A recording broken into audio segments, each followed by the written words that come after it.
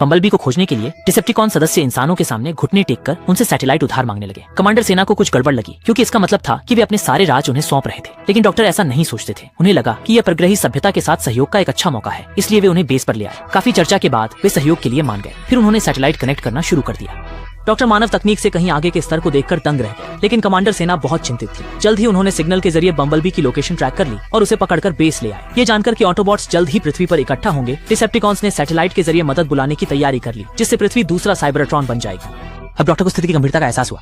उन्होंने तुरंत कमांडर सेना को सूचित किया और जल्द ही उन्हें अपनी मूर्खता की भारी कीमत चुकानी पड़ी।